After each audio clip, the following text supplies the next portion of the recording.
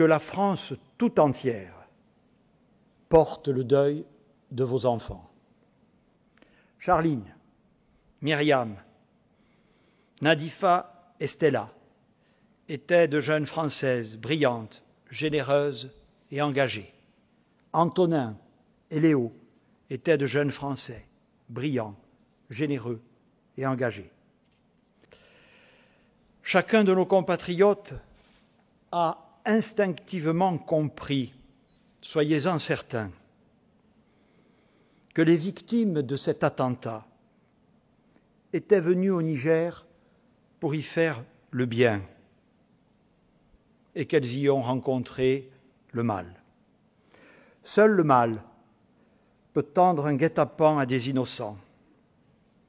Seul le mal peut tirer de sang-froid et à bout portant sur des femmes et des hommes qui étaient au Niger dans le but de venir en aide à des populations en détresse.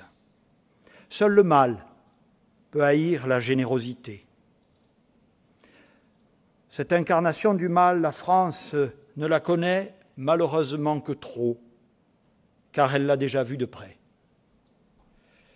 À chaque fois, le mal a pris des noms et des visages différents, mais il poursuit toujours les mêmes victimes, avec le même acharnement aveugle et dans le même but, frapper des innocents pour nous atteindre dans nos convictions, dans nos valeurs, autant que dans nos modes de vie, en semant la terreur et la mort.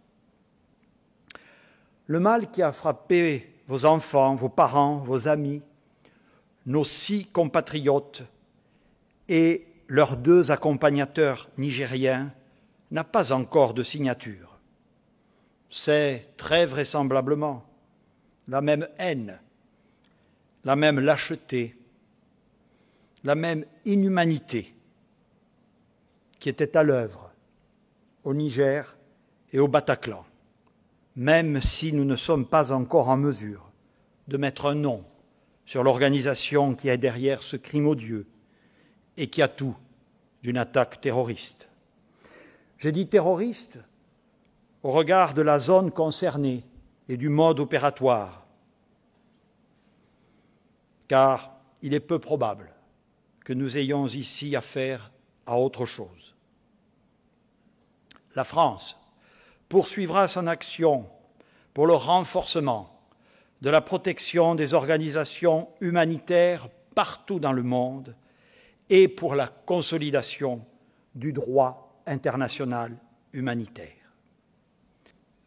Ils n'étaient pas armés, ils ne menaient aucune opération de type militaire. Ils étaient juste là pour venir en aide, avec tout l'enthousiasme de la jeunesse, à un peuple qui avait besoin d'eux.